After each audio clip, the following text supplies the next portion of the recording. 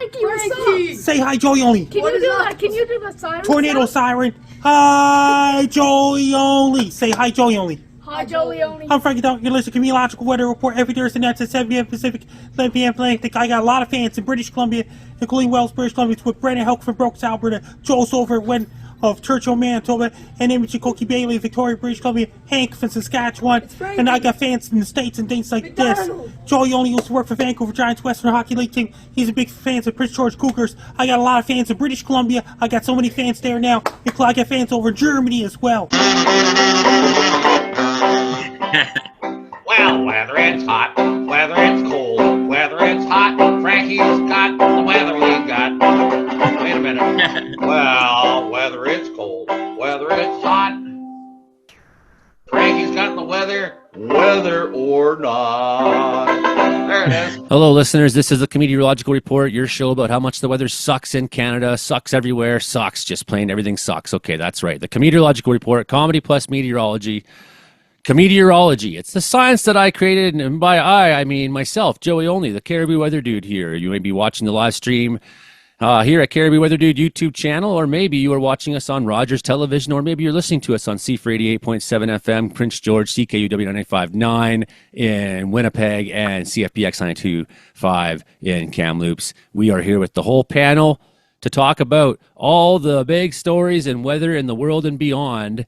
I'm joined here with, of course, the show of Frankie with the show's star, Frankie McDonald, for the 168th time. We are making a podcast together, Frankie McDonald, and we got meteorologist Mark Ingalls with us here from Surrey. We got Hilding Donaldson up there in Grassy Plains, British Columbia, and we got Karen Richards in Prince George with us so far tonight.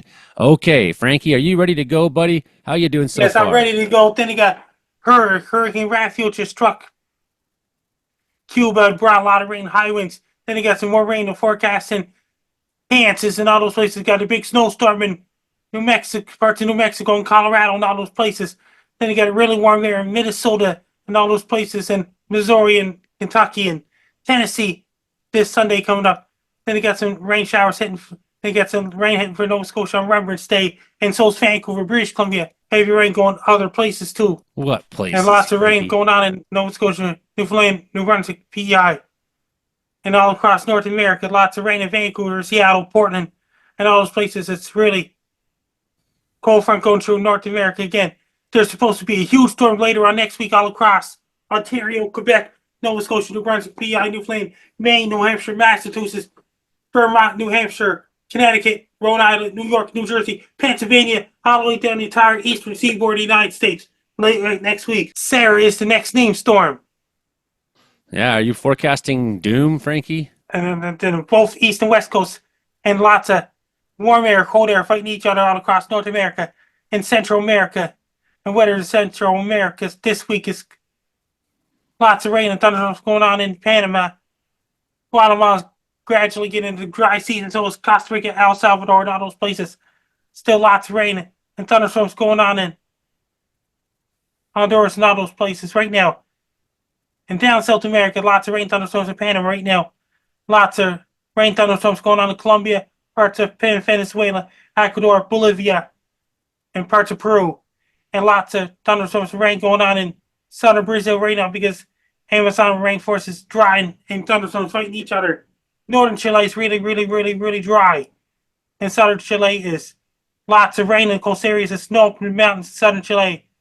Then it got some warm air in Argentina right now. It's getting warmer there right now. It's getting a little bit, it's still really cold in Ocean, Argentina. It's starting to get a little bit warmer in Falkland Islands. Stanley Falkland Islands right now. There's an area high pressure system in between South America and Africa going to develop late next week as well. Weather in Europe, it's really warm air in England right now. Then it got some showers to the forecast in parts of Spain, southern France. It's dry for now in Netherlands. There's rain heading for Netherlands on Monday as well. And they got some rain heading for Germany on Monday as well. And Denmark and all those places. Snow next week up around the mountains of Norway, rain in coast areas of Norway. They got really cold air in for Moscow, Russia later in the middle of the week next week. Sometime late next week, there's a big area high pressure system going to develop off the coast of Ireland. That's going to bring Really cold air in Moscow, Russia, Minsk, Belarus, and all those places, Latvia, Estonia, and all those places. Then it got some thunderstorms and rain going on, developing in Italy. Showers and forecasts in Croatia, Bosnia, and all those places, and Albania, parts of Greece, and Turkey, and all those places. And Syria is really dry out right now, and lots of rain and thunderstorms. There's a typhoon just struck northern Philippines right now. Indonesia right now. Japan is getting some showers in the forecast this weekend coming in Tokyo, Japan. Dry weather in South Korea right now. North Korea, Vladivostok, Russia. It's getting really cold there right now. It's really cold in Siberia right now. Including Yakutsk, Magadan, all those places. Snow in Magadan, Russia right now. Mongolia is getting colder right now. Hong Kong is drier than normal. The rain and thunderstorms are forecasting Vietnam, Laos, Thailand, Philippines, Cambodia. It's getting a little bit drier in Myanmar and Bangladesh right now. Lots of rain and thunderstorms going on in southern Indonesia right now. And India right now is really dry right now. And Sri Lanka is rainier than normal. Thunderstorms rain in Sri Lanka. It's really got some little bit of showers forecast in Middle East and Northern Africa. Nigeria and Ghana is gradually getting a dry season. Lots of rain and thunderstorms going on in Gabon, Congo, DR Congo, Uganda. Right now. In Zimbabwe, Zambia right now. Lots of starting northern Namibia is gradually getting a rainy season. Angola is getting so much rain right now. Angola and Botswana has entered the rainy season. Mozambique has entered the rainy season. South Africa, they got really hot air in South Africa right now. And we've got some dry weather in Madagascar. The showers will forecast those Florida and Mauritius Islands right now. Down Australia, lots of rain in Central Australia this Saturday coming. And Perth, Australia is going to turn drier this Saturday. They got thunderstorms in the forecast with hail and tornadoes possible in South Central Australia. Places like Sydney, Australia, Brisbane, Australia, and Queensland, Australia is drier than normal. Then they got some thunderstorms in the forecast in parts of Queensland, Australia. Then they got Tasmania, they got colder temperatures right now. Lots of rain, thunderstorms, a lot of rain and wind going on in southern South Island, New Zealand right now. Then it gets to get drier. Then it got some showers in the forecast this weekend in Auckland, New Zealand, New Plymouth, New Zealand, Hamilton, New Zealand, Graceville, New Zealand, Gisborne, New Zealand, and Wellington, New Zealand, and New Plymouth, New Zealand. New Zealand has officially entered the cyclone season right now. Antarctica, according to Matty Jordan, down Antarctica, starting to get a lot of daylight right now. Soon will be 24-hour daylight in Antarctica. The last sunset up above the Arctic Circle in Barrow, Alaska is November the 18th. Oh, it'll be so nice in Antarctica soon, I bet. They just probably can't wait. Frankie, what about up in space? Is there any meteors or asteroids around up Sometime there? in the second half of November, second moon's going to depart Earth. Any comets that might, put humanity out of its misery, hopefully? Any asteroids going to hit the Earth, Frankie? It's going to bypass the Earth. Going to bypass the Earth altogether? No chance? No chance. Anyone on the panel got questions for Frankie McDonald about this, that, or the other? Yes, I, of course, have a question. Good evening, meteorologist Mark. Good evening. Frankie, I want to hear about the hockey game you went to tonight. Paper and Eagles lost against Baco Motorcard 3-1. But did you have fun? Yeah, I had to leave the game in the end, the second period. I checked the scores online because I was on another podcast before I came on Comedeorological Weather Report. I detected a spider. Frankie has detected a spider. Uh-oh. Is it a space spider? We have to pause questions for a minute here. He's detected. I'm keeping a close eye on him. Frankie, how big is the spider? There's them roaming around spiders. Mostly spiders are beneficial and good things, and I like spiders. I have a pet spider. In fact, I was thinking about taking him in. He's been in the doorway still in the front porch, and I was thinking about putting him somewhere in the building. I had a pet snake when I lived in Idaho. Why? Just Any this other little guy questions? that lived by our back door. He was eating the mice. Mark, Frankie, you ever had a pet snake? No. If you had a pet snake, it might eat the spiders. Of course, then you have the problem of having a snake, but then you just need to get a giant bird, No, or maybe just get a cat. She swallowed the bird to catch the spider that wrinkled and tiggled and swiggled inside her. She swallowed the spider to catch the fly, but I don't know why she swallowed the fly. Perhaps she'll die. Karen, do you have a question for Frankie McDonald? Frankie, what jersey are you wearing right now? The Ottawa Senators jersey. Oh, Prince George Cougars are playing Saturday and Sunday in Prince George against the Vancouver Giants. The Cougars are playing the afternoon game against Vancouver Giants on Sunday. what I'm going to. What? I might even try to go live at the game. Yeah. Should at least get video of whatever your husband's doing. Yeah, sometimes I don't want to. No, it's so rich. It's like you could make a living out of just He is such a fan. He says, wow. crazy Cougars fan TikTok, like. Well, I wondered if he knows what the solar activity is this week. On space weather, the real-time solar activity, parts of it's cold red and yellow and green. Any chance that could wipe out humanity? That means, not a chance. That means to get some few red spots on the sun. Could always hope. And the sun's equator got red spots. I guess not. I guess we'll move on and we'll come back to Frankie with Frankie videos here in a few minutes' time. But let's move on to meteorologist Mark Ingalls, who's safely in Surrey, British Columbia, where things are pretty calm. You're still only 3 kilometers from the U.S. border, buddy. 5. It's 3 miles. Ah. Yeah. So it's things continue to happen calmly in Surrey, British Columbia.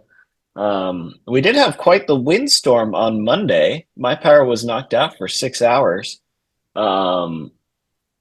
I think the strongest wind gust, Victoria Inner Harbor recorded a wind gust near 100 kilometers an hour. And that's like Victoria Inner Harbor is pretty sheltered. It doesn't face the open Juan de Fuca, Strait of Juan de Fuca. So that was pretty impressive. It turns out that our power outage was caused by, we got these high rises, mostly in White Rock, but somebody's balcony furniture on one of the high rises blew off onto a substation, and that knocked out power to about 3,800 customers.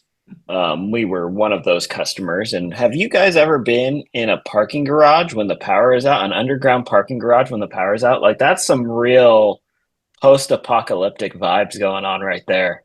My really daughter not did not fun. like it. My daughter was not happy. I like to go to places like that to prepare myself. Yes. So, so we did that, and then Alicia got a new job. That's very exciting, and she just got a marketing degree, and she just got a job in that industry. So, we went out to Olive Garden to celebrate, and Olive Garden did have power, but that was a pretty incredible storm. I kind of like checked out over the weekend too. I'm back on a Minecraft kick. And so I've been playing too much of that and was kind of like vaguely aware that there was going to be a windstorm.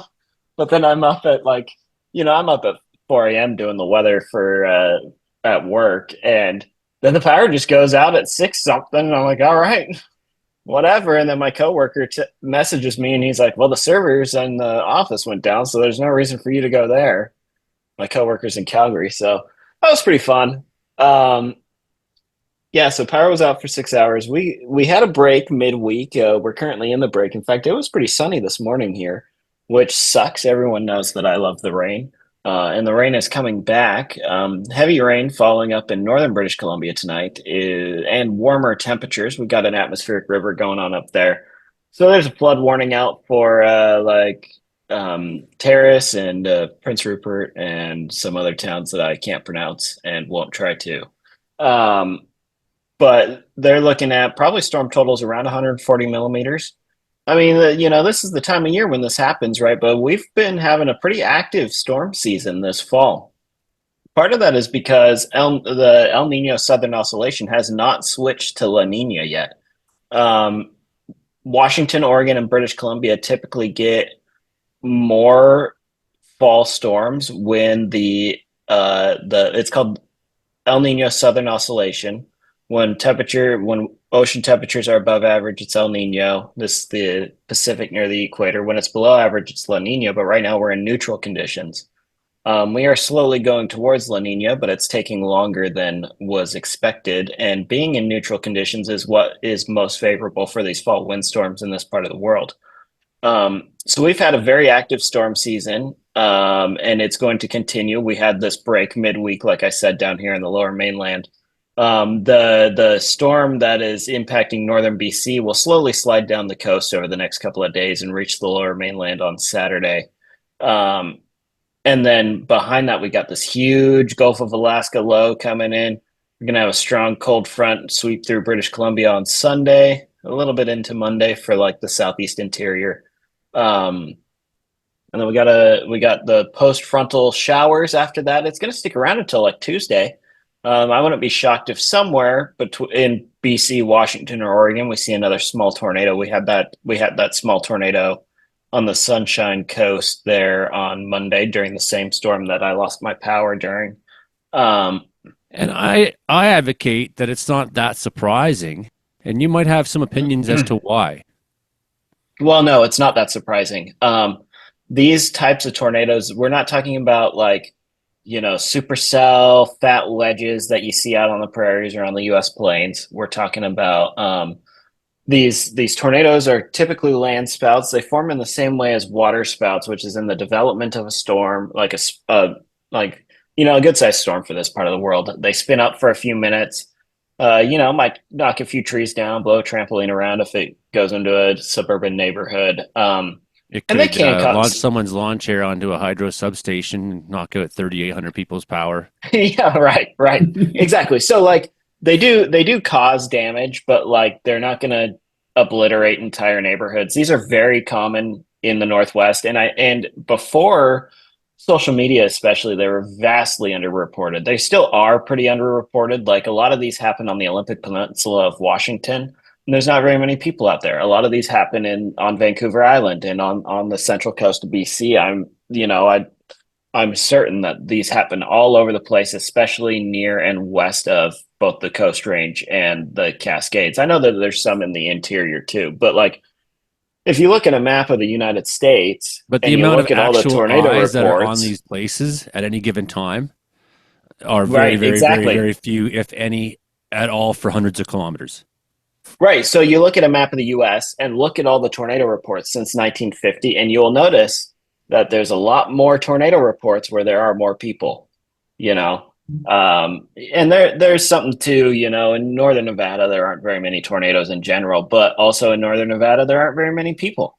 Northern Nevada gets landspouts tornadoes just like here, but they aren't reported. They do get reported more often with everybody having a camera in their pocket and the ability to post it online. But yeah, so when we talk about a tornado threat in this sort of setup on Monday and Tuesday, we're talking like there may be one or two small tornadoes, only last for a few minutes, somewhere in BC, Western Washington, or Western Oregon.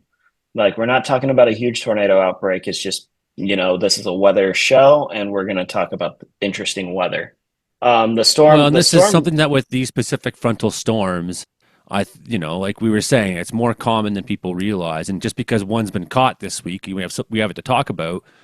But there could be multiples and many at any given time that come down. And weak. But if one of those trees, like we saw in that video, lands on your house, that's considerable damage. How many times have we said this with wildfires? It doesn't matter how light of a wildfire year it is. If your house burns down, your house burns down. Like, it's something to be aware of.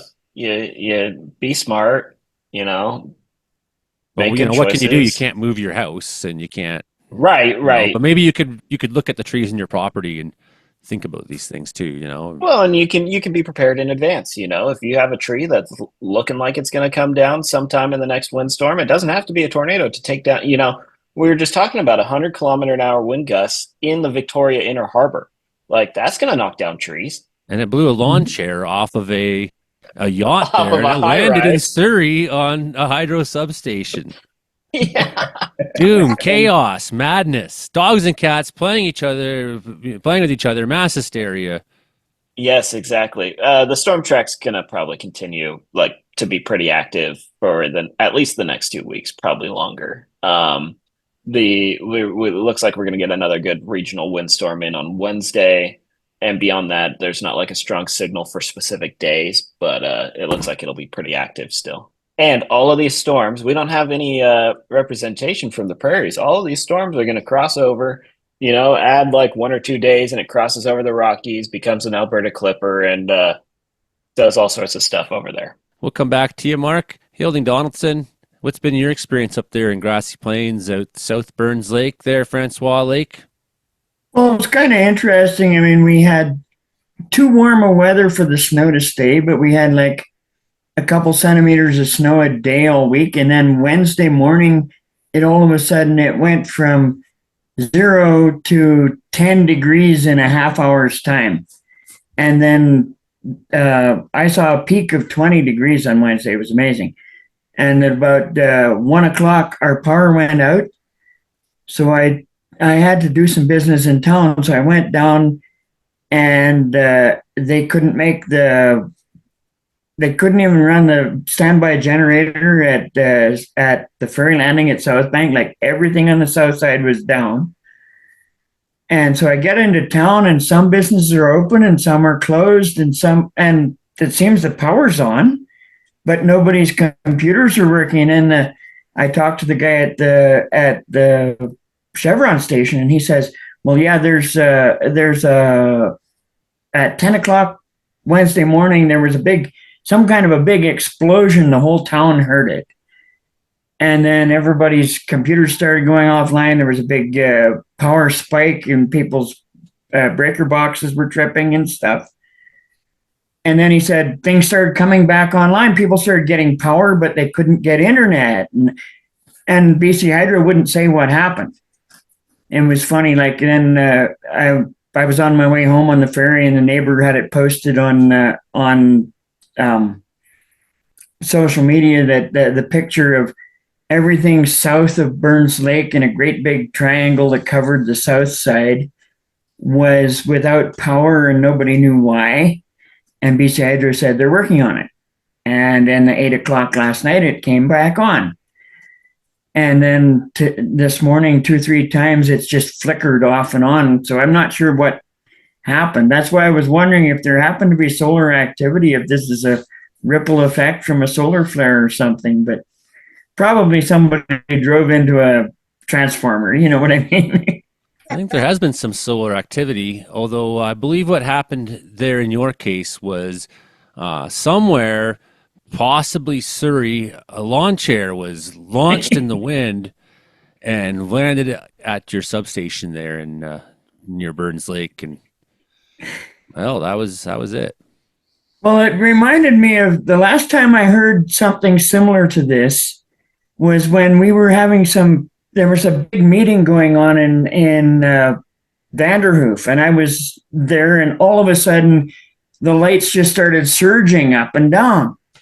And then power went out for about an hour, and then it came back on. And we went and checked, and here some teenagers were out partying out at the substation out of town.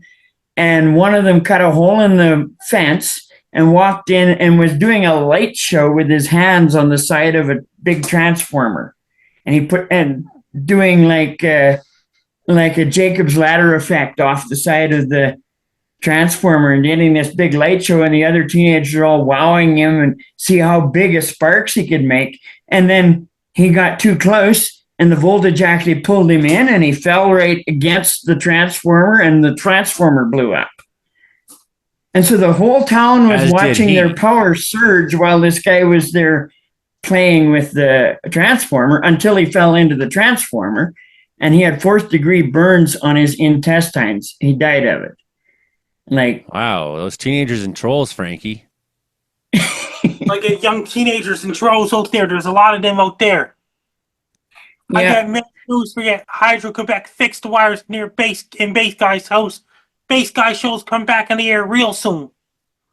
Oh, excellent. Good. Mhm. Yeah, we'll see Jack Casey real soon. So do you think it was a conspiracy, Hilding, what happened to your power there? There's a big boom, or was it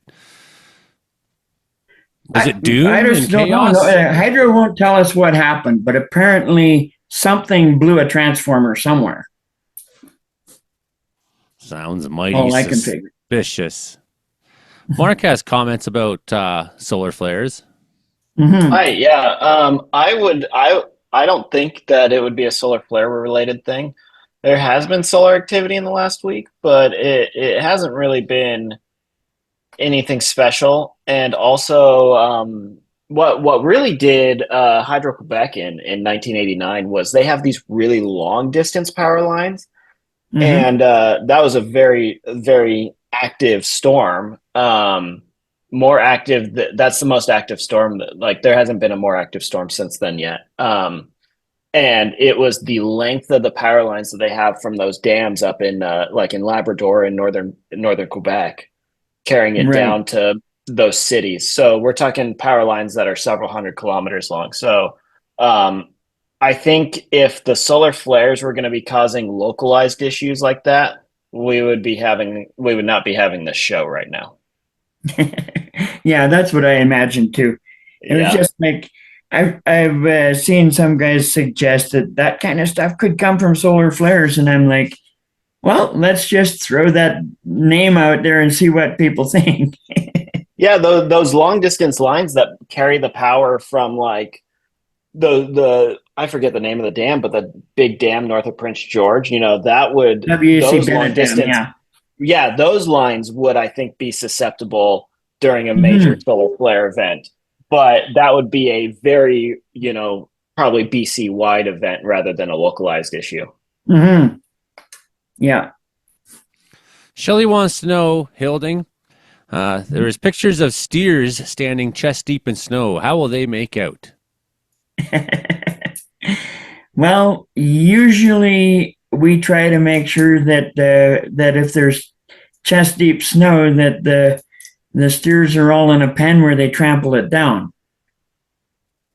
But I haven't seen any time that it's been deep enough snow that it's caused the animals to have trouble. But when we do feed them and we have like 18 inches to 2 feet of snow, or 30 to 60 centimeters of snow, we have to make sure that we make tracks with the tractor out in the field before we spread the feed out, so that they don't go drag their bellies in the snow, because it will cause hypothermia if they have to wade around in snow up to their waist. But it isn't very often that you have cows in that situation.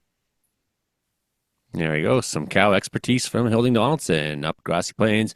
We haven't heard from Karen Richards at all so far tonight. Karen, how you doing? I am doing not too bad. Yeah, what's been your experience of this nice week since that subtropical flow came this week and warmed everything all up into the Caribou and near Hilding as well? It was wonderful. So Monday was not wonderful when I woke up in the morning Well, to not almost two Monday. inches of snow. I mean, but after Monday. Snow slush. That was horrible. Realized that yeah, I need new winter tires on my car. But other than that, it's been like kind of subtropical here. It's it felt like really lower mainland weather the last couple of days. It's been wind, rain, a lot of wind. Like yesterday has been nasty wind. It's Thursday, November 7th. It's 7:30 p.m. right now at the time of recording, and it's 5 degrees here in Wells, BC. Yeah, it's 8 here in Prince George. Yeah, that's warm. It's very warm. It was 10 to Last 12 week all we day were here. below zero, hours before dark every day. Well, and the thing to note with that too is don't forget you're up at 3,900 feet there, Joey. And what this is we're all down here. I think we did like 13 or 14 down here today. We're all south of the atmospheric river. We're on the warm side of that cold front right now, and so all that warm air is being pulled up by the southerlies ahead of the front. Although 5 degrees, I did make one mistake tonight, and that I did not fill the wood stove up before recording, before hitting record, right? So, Nice. yeah, what it means is at some point here, I may have to load my wood stove quite quickly before the coals get out. You're gonna have to That's what- stock it up before the night. That's when the show gets really crazy. When we tell our hot gossip about Joey only. Or that's when I put on the Frankie videos of the week. Yeah, right. Well, you are, if you're just tuning in, this is the Comedeorological Report, Comedy Plus Meteorology, your show about how much the weather sucks. I am your host, Joey Only, here in Wells, BC, joined with meteorologist Mark, world's greatest weatherman ever of all time, totally, completely, 100%, Frankie McDonald, plus Cowboy Hildy Donaldson, and moderator for Interior Weather and Wilderness Watchers Facebook group here in BC, Karen Richards. Caribou Outlaw says solar flares affect the HF radio frequencies from 150 kilohertz up to the 2 meter VHF frequencies at 144 megahertz, but not tonight as I have conditions on the AM broadcast band right now from the lower mainland. Oh yeah, I'm a ham radio operator, as are several of my family members, and my stepdad was working the 40 meters band, which is like shortwave, and he was using WinLink, which is a system where you hook up your computer to your radio and then you can send emails. So like he was sending an email via radio. It left his home in Bend, Oregon, went to somewhere in Northeast Oregon. He was doing a very vertical bounce to do this. And then it hit the internet and went to my phone, and he was sending me pictures and stuff even. The HF bands have been very active. I don't have room for an HF radio here, unfortunately, but one of my favorite things to do when I was in college, I'd go up into the radio room there. I was the president of the ham radio nerds, and we would scan around and listen for the propaganda broadcasts on shortwave. And so, like, we one time I caught the North Koreans broadcasting in French. This would certain frequencies, especially in the shortwave, will bounce off the ionosphere, which is a layer in the atmosphere. And what it'll happen is it'll bounce off the ionosphere and then bounce off the Pacific Ocean and bounce, I don't know how many times, and then it would hit us in Idaho. And so I did that. I caught Cuban spy stations. They still, like the Cubans, still send out just these random numbers and words. And then every spy that they have has a book that says, well, this number means this and this series of whatever means this. And that was always very fun to listen to. And it's very low tech, but a lot of spy agencies have started doing this because they've discovered that no digital encryption is safe from being broken. And so when they broadcast, sorry, I'm really deep down a tangent now, and this is like bordering on conspiracy theory. But when they broadcast when they just broadcast towards, say, the Pacific Northwest, they know the U.S. and the Canadians know. Well, this is obviously coming from Cuba, but they don't know who's listening to it and who has the book. Right. I am currently studying to get my ham radio license here in Canada. This is a new thing for me. Yeah, like my grandpa did it. He was a total ham radio operator. So I got my book. I'm studying for my license, and yeah, hope it goes well. I think it's really useful. I had a really sustained power outage when I lived in Idaho, and the temperature that night, it was the middle of December, and the temperature that night was going to be like minus 15. We didn't have wood heating in the house, and popped on my ham radio and quickly found out that a squirrel got caught in a substation. I have really bad luck with substations, guys. But like, this was really simple. But also, like, I have there's the common conception of ham radio is a bunch of old dudes sitting on their radio just talking to each other. And this definitely happens. And I've done that. I've hit Japan and Chile and Argentina and stuff.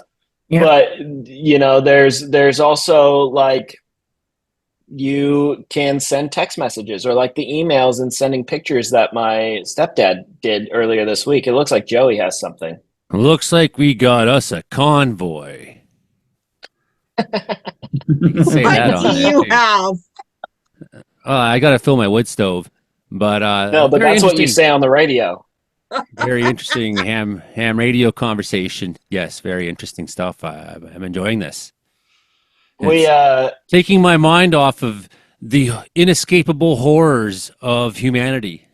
yes. Well, we would we had a repeater on the campus there in Idaho, and so what you do is you talk into it on one frequency, and then it sends it out on another frequency. So you talk on one and listen on the other. And we would send memes to each other twice a month.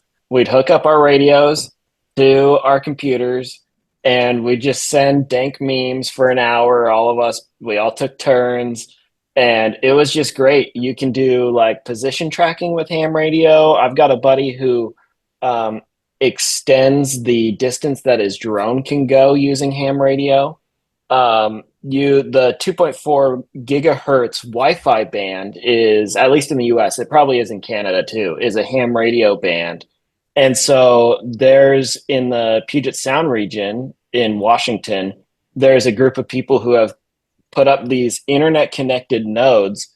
And if all you need is your laptop plugged into an antenna pointing at the node, and you can get internet wherever in the Puget Sound region if you have a ham radio license. Because if you're just a normie, your Wi-Fi is limited on how much power it can transmit. But if you have a ham radio license, and in the US, probably the same as Canada, the rules are very similar, but don't take it as gospel. You can transmit 4,000 watts, and that'll get you Wi-Fi all over the place.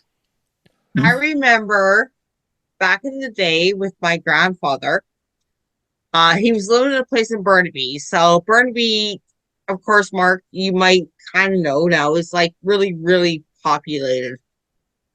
And he put up a massive, massive antenna in his property because he was a ham radio operator. And he wanted to broadcast everywhere. Yeah, So, well, like, and like it was massive, like antenna in Burnaby, houses like this close together all the time. yeah, And some of the yeah. stratas don't like that very much, but I think it's neat. We also in Idaho, I went to school for a time in East Idaho. There was my church had an emergency preparedness thing set up where they had the same it wasn't internet connected, but it was on the Wi-Fi band, and they had a node in Rexburg, a node in Yukon, a node in Idaho Falls, all the way down to Pocatello and whatever. And you could get on this, and if you have a ham radio license, like it would literally, if you're sitting on campus, it would show up in the Wi-Fi options, broadband hamnet, and nobody knew what it meant. And since it wasn't connected to the internet, nobody used it. But if you knew the URL to type into your computer, you would hit the group chat in your browser. And so we'd get on there and just mess around because the church ran this system, but nobody ever used it because how often is there an emergency in Idaho? Not since the Teton Dam failed so long ago. You can do so much. Like the opportunities are endless on ham radio. I haven't done as much as I would like to, but it really is just, and especially for people living in rural areas, like my power went out, my internet was down, my phone still worked, but if it didn't and I had an emergency, I could get on my radio and get to somebody. There's this guy in Willits, California named Dan Robertson. He's put out this show for many, many years, like over 20 years, well over. Because I remember listening to the Shortwave Radio Report back in 2002. The Shortwave, or maybe 2003, 2002. the shortwave radio reports, this program that he puts out on his website, outfarpress.com. And what he does is he listens to radio from around the world on the shortwave band, and then he takes the news segments from all over the world and compiles them into a half-hour radio show that is, there to be broadcast on. There's many college stations and things like that you might find the shortwave radio report on, but it's always very interesting because it's from countries from around the world, and if you're only paying attention to like the way the American news feed works in comparison, like what they call news there, which is often like a talk show full of opinion piece with very little actual news, right? But when you look at like how news is created and broadcast all around the world, there's so many different ways of looking at things and different takes. One thing that I was really thinking about this last few days too is how concerned I am for the environmental future. And, we're already came into 2024 with some real big challenges ahead of us environmentally. And guess I sent you the videos. Yes, Frankie, and I got your videos lined up. We are going to watch them in just a couple minutes. There's a couple things I wanted to talk to, because I got Mark here as well. When you look at 2023, we don't have the State of Global Climate 2024 report yet. That's yet to be written because 2024 hasn't finished. But if we kind of look back at last year, where 2023 was, again, the warmest year on record at 1.45 plus 0.012 degrees Celsius above the pre-industrial average. How do you think we're faring on planet Earth this year? Well, we're gonna beat that again this year. I mean, the state of the environment is not great. We for a long time lived in harmony with the environment, and we do with modern technology, we've really detached ourselves from the impacts of the environment. And for good or for bad, obviously a lot, like we wouldn't be having this show without it. But this is the reality of our times. I just saw research this week talking about how microplastics are helping develop cloud formation, like more cloud formation than would be expected, especially in desert regions and high altitude regions. And this is because for water to condense, it needs something to grab onto. And so usually that's some particle of dust or something, dead skin cells, but we got enough microplastics in the air now that this is doing it. And we could talk about it at the global level, but we could talk about it at the local level too. In places like Houston, Texas, they build suburban neighborhoods in bayous, which are like kind of these like swampy creeks. Yeah, they drain it out. They drain it out, and they don't realize the reason why Houston didn't flood as much 50 years ago is because all these creeks were serving their flood, like they were still part of the waterway. And so, I think it's just important. People need to be more conscious of what's going on. I need to be more conscious of what I'm doing, and I feel like I'm pretty conscious myself. But I just can't help but get the feeling that like every time we find something that we feel like is going to help, it turns out that it has some other side effect. And I don't know how to reconcile that. I just don't. I have a bachelor's degree in meteorology. I'm not an engineer. I'm not, a chemist. Like, I don't know how to reconcile that. Well, and But 73 million think we can people prepare. apparently are fine, at the minimum, in the States are fine to say, well, we don't care. Right. Well, and a lot of people miss the nuance of the situation. And everything in this world has nuance, and a lot of people miss it, and by missing it, they just brush it off. Everything in this world has nuance, and like I don't think people can reasonably expect to be informed on every major issue very well. But you can take a nibble here, take a nibble there, try to get a picture of what's going on. I think as people, we just need to be we need to be more responsible with the environment in general, but also with people around us. We need to be more conscious of what we're seeing. I was talking with somebody about how, well, the whatever, like voting something or other, but they were talking about how, for women experiencing abusive relationships, it can be very hard to have a truly secret vote. And like, it was just a reminder to me that like when I'm out at the grocery store or something and somebody's being a little, being a little extra, like, I don't know what's going on. I don't know. That's my 2 cents. Like I've been thinking about this a lot in the last year, just in general. Like how do we get to a place where we're just being better people to those around us, including the environment, but also including the people around us? I've tried to be better, but like I'm not perfect, especially when I'm driving. Like I hate every car on the road is somebody that I hate when I'm driving, and I need to get better about that too. And it's a conscious decision to just be better, and it's something that we all work on our entire lives. It should be One of the the big goal of things that- humanity, and it feels like they've given up. Concentrations of carbon dioxide, methane, nitrous oxide reached record levels in 22, probably did in 2023.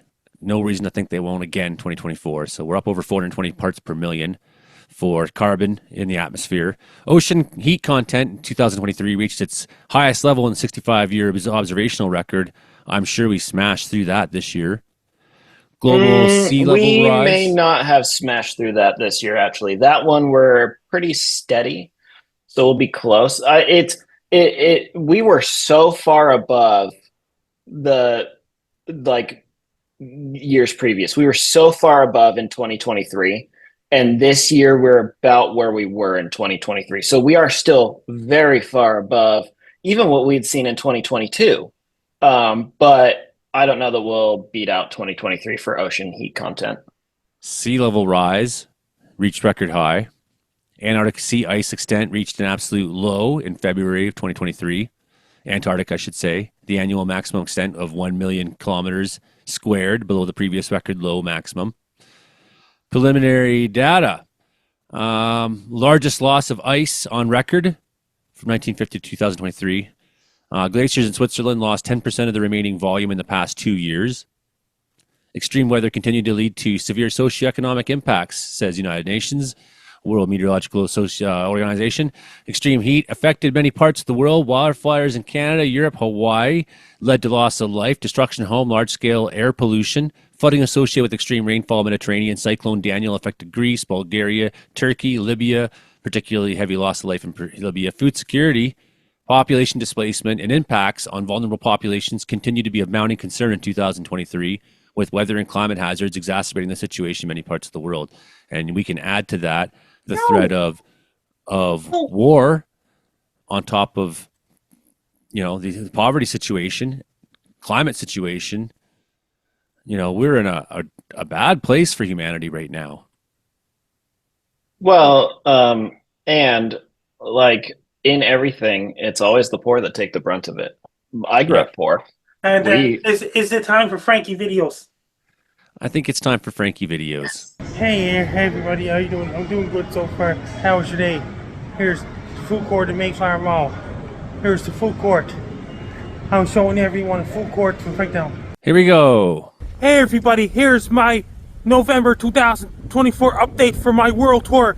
Once I go on the world tour, I'll be going to every single country in the world. I'll be visiting all 10 Canadian provinces and all 3 territories. I'll be visiting all 50 U.S. states, including the United States territories. I'll be visiting and performing on stage. I'll be performing on stage and doing skits, comedy skits, and doing speeches and doing weather reports, dancing and doing comedy skits on stage. As part of my world tour, I'll be going to Mexico. I'll be going to Guatemala, Costa Rica, El Salvador, Honduras, and Panama. I'll be going to a lot of countries down South America like Venezuela, Colombia, Peru, Ecuador, Bolivia, Chile, Brazil, Argentina, and Falkland Islands. I'll be going to every country in Europe, like England, Wales, Scotland, Northern Ireland, Isle of Man, and Ireland.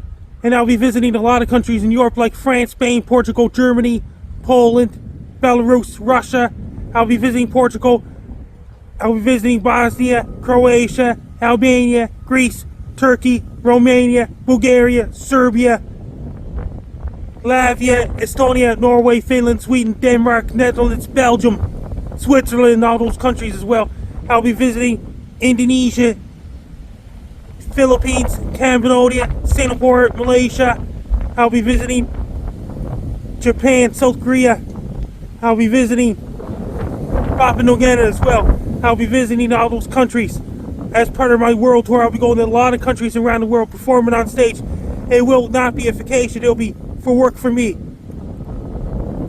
For my world tour, I'll be going to a lot of countries around the world, including South Pacific countries including Thailand, Cambodia, Philippines, Vietnam, Laos, and all those countries, including Namibia, Angola, South Africa, Botswana, Zimbabwe, Zambia, Mozambique, Madagascar, La Réunion, the Mauritius Islands, and all those places. I'll be performing on stage and giving those speeches and doing weather reports and dancing on stage.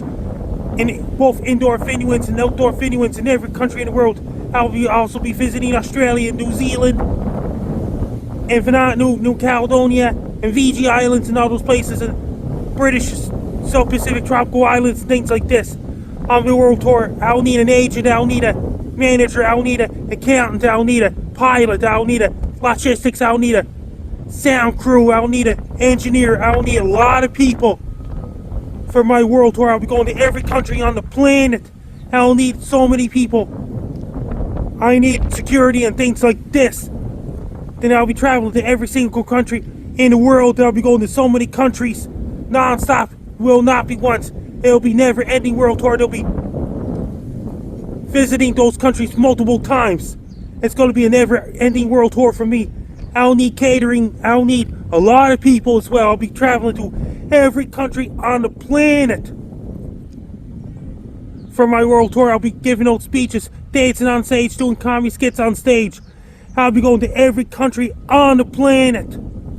For my world tour, I'll need a red carpet. I'll need a lot of things on my world tour. I'll need a red carpet for sure. Going to every country in the world, every nation in the world, every continent in the world.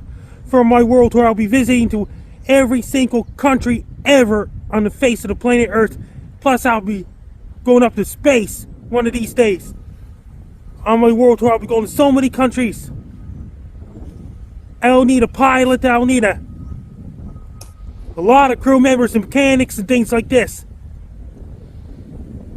I'll need a lot of people traveling around the world for my world tour. That is my November 2024 World Tour update for Frank Down. People up north can get LED RGB color changing lights. Especially people living up at Clogatuck, Nunavut, and in Iqaluit, Nunavut, and Grise Fiord, Nunavut, and Resolute Bay, Nunavut. Lights get changed all different colors. 60 million colors. It's great to have for people working at Antarctic research stations and people up in Svalbard, Norway, and people in Barrow, Alaska after November 18th when it's dark 24 hours a day up above the Arctic Circle. They can change all different colors and things like this. Is great ones. What about Turkmenistan? Especially for people living up in remote areas up north. These lights can change in all different colors, especially people living in remote areas up north and up above the Arctic Circle in Clogatuck, Nunavut, in Iqaluit, and Goja, Haven, and Rankin Inlet, and all those places, including Inuvik, Northwest Territories, and Tatoyatuck, Northwest Territories, and Resolute Bay, Nunavut, and surrounding areas, including Antarctic research stations such as McMurdo stations when it's dark 24 hours a day in the end of May and June, July, including up at McMurdo Station, down at McMurdo Station, Amundsen Scott South Pole Station, and Palmer Station, and Scott Station, Antarctica, and things like this. That's so many It's colors. Great. Light bulbs can change 60 million colors. It's an LED, RGB, light bulbs. This is Frankie McDowell, my own TV station live in Sydney, Nova Scotia. Powerful storm is headed towards Vancouver Island on Monday, November 4th, 2024. Winds are going to be really strong. It's going to cause big waves crash on beaches, shores, including Tofino, British Columbia, and the west coast of Vancouver Island, including Port Renfrew, British Columbia, Sauk, British Columbia, Victoria, British Columbia, Sanders, British Columbia, Colbert, British Columbia, including Ladysmith, British Columbia, Duncan, British Columbia, Nanaimo, Burkesville, Puraboney, Quimacon Beach, Courtney, Comox, Campbell River, Porterville, Port Hardy, British Columbia. Winds are going to be really strong. There'll be wind-driven rain, sideways rain in Vancouver Islands, including Nanaimo and Victoria, British Columbia. I want every single person to be prepared. Make sure you have your rubber boots, raincoats, rainsuits ready. When you go outside, wear your rain gear, rubber boots, raincoats to keep you dry. Don't walk to the puddles. Avoid the puddles and go for a walk. It's going to be too windy for umbrellas as well. Stay away from the beaches and don't go near the shores of Vancouver Island as well, including Victoria, British Columbia, Nanaimo, Port Hardy, British Columbia as well. If everybody live in Vancouver Island, be prepared for a powerful storm on Monday, November 4th, 2024. Take care, stay safe, and don't get caught in a powerful storm. Stay dry and be safe. Yeah, you sure got that one right. There's this snowstorm headed towards Medicine Hat, Alberta on Tuesday, November 5th, 2024. Temperature's going to get really cold. It's going to be really windy with snow and blowing snow. The winds are going to be really strong. That's going to cause snow drifts. And streets, roads, highways, and Trans-Canada Highway will be snow covered. So is Crow's Nest Highway will be snow covered as well. Medicine Hat and the surrounding areas. The winds are going to be really strong. That's going to cause blowing and drifting snow. Reduced visibility, dangerous treacherous traffic conditions as well. I urge everyone to wear your winter gear, winter boots with jackets, hats, and gloves, scarves, and ski pants ready. Order your pizzas and Chinese food. Buy cases of Pepsi, buy cases of Coke. Do your grocery shopping, don't wait till the last minute. Do it right now. Make sure your cell phones, laptops, and tablets charged. Have your mobile internet ready as well. Have your heat pumps ready to keep the house warm. Have your furnaces ready to keep the house warm. Drink lots of green tea, white tea, red tea. Drink lots of green tea to keep you warm. Make sure have your shovels, snow scoops, snow blowers, snow plows, and salt trucks ready as well. Have your extra blankets ready as well. If you have everybody living in Medicine Hat, Alberta, be prepared for snowstorm on Tuesday, November 5th, 2024. Take care, stay safe. Don't get caught in a snowstorm. Stay warm, be safe. Yeah, Brooks is not far from there. He got some of that snow, I'm pretty sure. I don't know. He's not here to talk about it, but, well, that's okay. And then here's one more video about the vampire. Well, I think we're already at 8 o'clock, but I put that video in last week's show, Frankie. If you want to follow me on social media, my blue skies at Frankie MacD. My threads is at Frankie MacDonald, Frankie MacD 1984. My Twitter's at Frankie MacD 1984, now X. And my link tree is Frankie MacDonald. My Facebook is Frankie MacDonald. My Instagram is Frankie MacD 1984. My TikTok is Frank Don 1984. My Clapper is Frank Don 1984. My Twitch is Frank Don 1984. My Snapchat is Frankie MECDON. My YouTube channel is Talks Woes, and my link is Frank Don. Best luck to you. I'm Frank Don. You're the Comedeorology Weather Report every Thursday nights at 7 p.m. Pacific, 11 p.m. Atlantic. That's right, and I'm Joey Only up here in Wells, British Columbia. We also had meteorologist Mara Kilding Donaldson. We had Karen Richards with us tonight. Nice show, real nice show. You heard us on C4 88.7, CKUW 95.9, and CFBX 925, and Prince George, Winnipeg, Kamloops. Rogers Television viewers, thanks very much for having us on once again, everybody. Stay safe out there. That's the show. I believe that is the show, Frankie. That's the show. I think we have quorum, eh? Okay, that's the show. Hey, everybody. I'd like to say hi, Joey Only. Say hi, Joey Only. Hi. Say hi, Joey Only. Hi, Joey. Say hi, Joey Only. Hi, Joey Only. Say hi, Joey Only. Hi, Joey Only. I'm Frankie Down here. It's a Comedeorology Weather Report every Thursday night at 7 p.m. Pacific, 11 p.m. Atlantic. It's on YouTube channel, Careful Weather Dude. Joey Only's with image of Cookie Bailey, Brandon Hulk, Joel Stover, and Hank from Saskatchewan. Joey Only's a really nice guy. It's on the YouTube Weather channel, Terrible Weather Dude. Joey Only used to work for Vancouver Giants and Western Hockey League team. But Joey Only's a big fan of Prince George Cougars. It's on CFUR 88.7 FM, Prince George, and CKUW 95.9 FM, when the Winnipeg and CFBX 94.5 FM and Kamloops is on Rogers to cable access TV in Vancouver Island. And Joey Only's a really nice guy. He lives in Wells, British Columbia. I'm on his podcast every Thursday night at 7 p.m. Pacific, 11 p.m. Atlantic. I got a lot of fans in British Columbia. I got a lot of fans in Brooks, Alberta, Brandon, Hope Place. Best of luck down Frank Dalton. You're listening to Joey Only Show every Thursday night, 7 p.m. Pacific, 11 p.m. Atlantic. Say hi, Joey Only. Hey, Joey Oli.